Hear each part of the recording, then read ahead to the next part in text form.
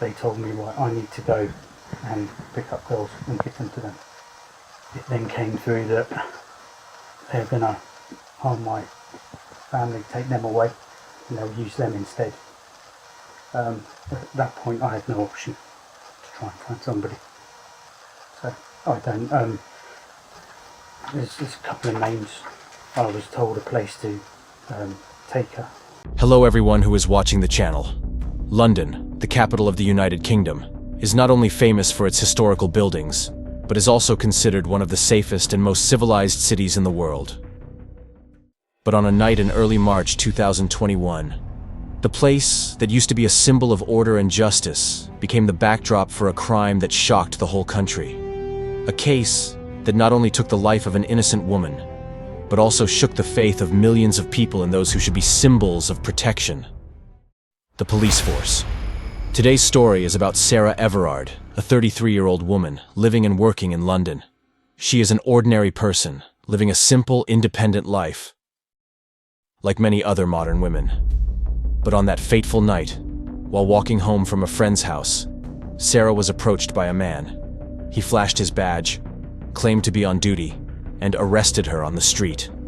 Unbeknownst to anyone, the man was an off-duty police officer, Wayne Couzens. She never returned home. The disappearance quickly captured the attention of the entire country. Concern turned to fear, and fear turned to shock when Sarah's body was found in a wooded area.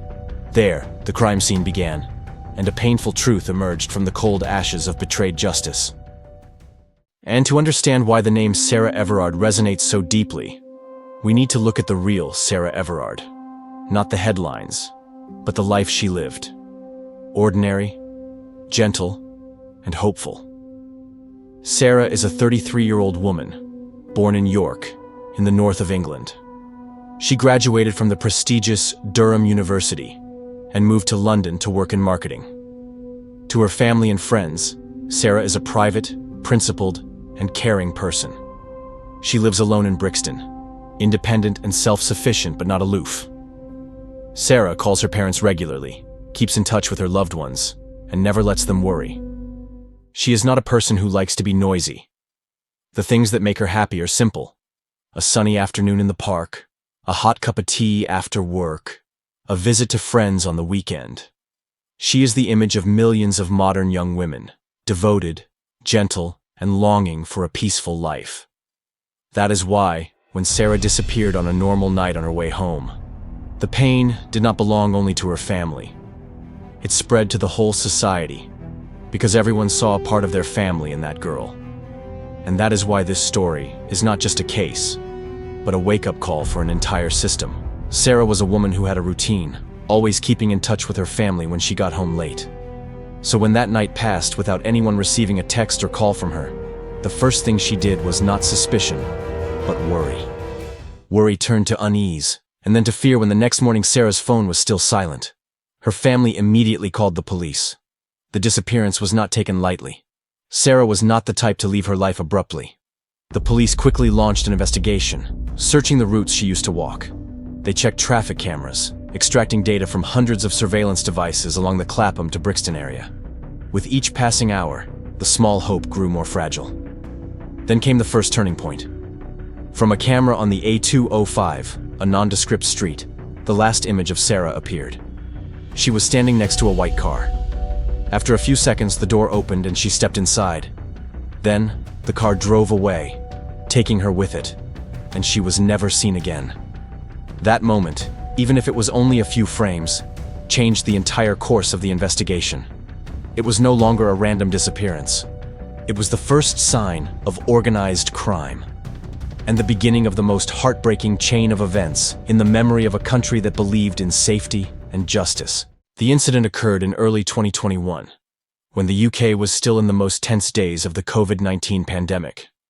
The strict lockdown order made the streets of London unusually quiet. The normally bustling and noisy streets now had only long stretches of yellow lights, and a few lonely footsteps in the cold spring mist.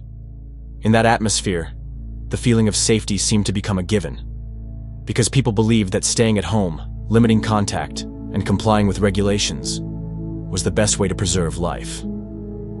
However, in that peaceful shell, a tragedy quietly occurred. Sarah Everard, an ordinary woman, was simply walking home, but never reached her destination. And what shocked society the most was that the perpetrator of the crime was a police officer, someone who was supposed to protect, but became a deadly threat lurking in the darkness of a sleeping city. It was in that quiet city setting, when everyone thought staying at home was the safest thing to do, that Sarah kept a simple, regular lifestyle. She was not careless, nor was she complacent. During her years living in London, Sarah had always been cautious when going out at night. She often walked home from her friend's house or from the train station, always choosing well-lit streets, texting or calling her family as she walked to let them know she was okay. It was not just a habit, but Sarah's way of protecting herself in a modern city where risks could be hidden in any form. She knew this well, and was always careful as a natural reflex of a single woman living in a big city. Sarah never walked into dark alleys, never took out her headphones when crossing a deserted street, and always carried her phone with her. Every action she took reflected one thing: she was not reckless. But sometimes, even caution isn't enough to prevent tragedy, especially when danger comes from an unexpected place. On that fateful night, Sarah did everything as she always did. She walked, sent messages, chose the well-lit route. But she didn't know that this time, someone was waiting. And things would take a turn for the worse. On the evening of March 3rd, 2021, Sarah continued her daily routine as usual. She went to a friend's house in Clapham to chat and have a meal. A small but meaningful moment during the days of social distancing. At around 9 p.m., she left, starting her walk home to Brixton, a familiar route that she had walked many times. As always, Sarah brought her phone, headphones, and dressed appropriately for the chilly weather of early spring. She walked carefully, did not turn into dark alleys, did not turn off her phone. Everything she did reflected the alertness of a modern woman who knew how to protect herself. But she did not know that this time, there was a gaze watching her in silence.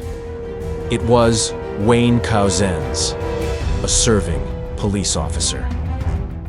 He drove a rented car, stopped by the side of the road, showed his badge, and used the excuse of violating social distancing to arrest her.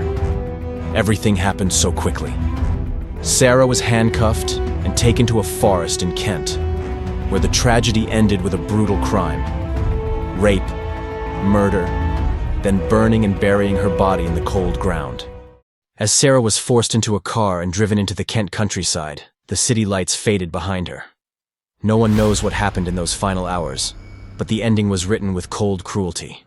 A week later, on March 10th, 2021, her body was discovered in a remote forest near Ashford. Police sealed off the scene immediately. What they found was a haunting sight. A large plastic bag containing ashes and charred pieces of fabric, the last remnants of a life taken. Nothing was left intact. No personal belongings. No visible trace of Sarah, except for the DNA results. The autopsy was carried out in silence and with caution. The forensic report confirmed that she had been strangled to death.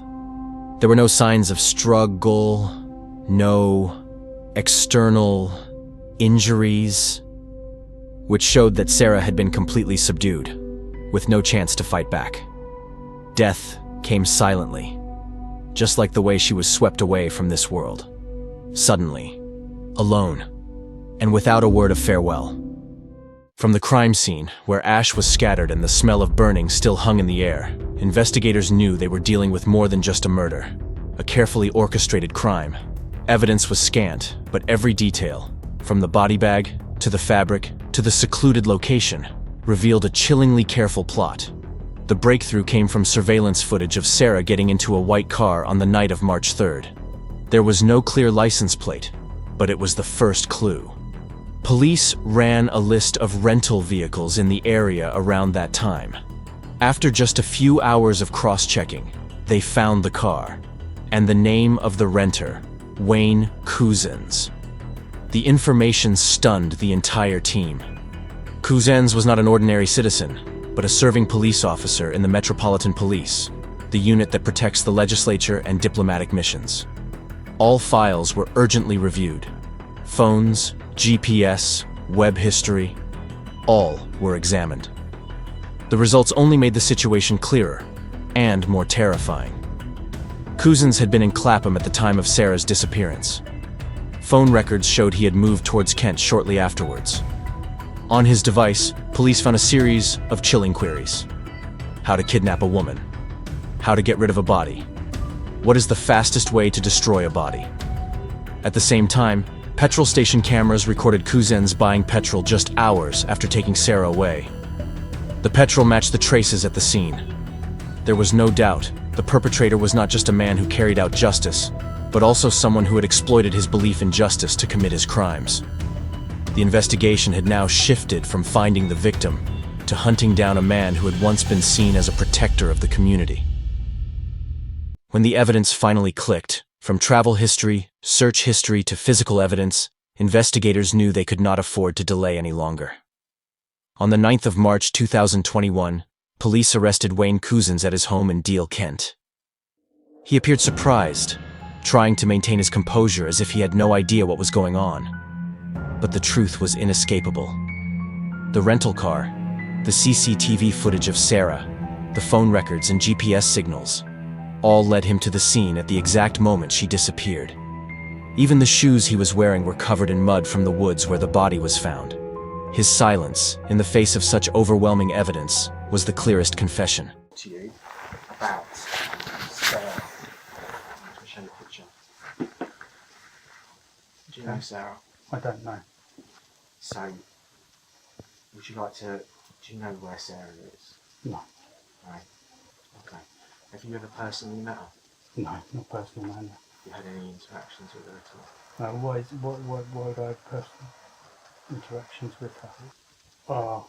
It was between sort of Lenham, Maidstone area that I dropped her off. I still don't know. I don't know. They just I just parked my car up, and then the van come up behind me, flashed me.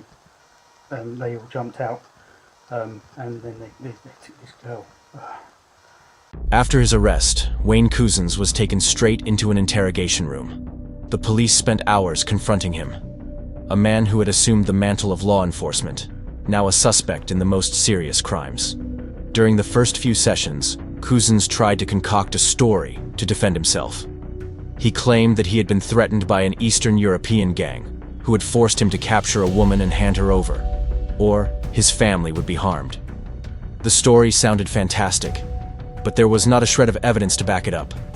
When pressed further, he changed his tune, saying that Sarah had willingly gotten into the car.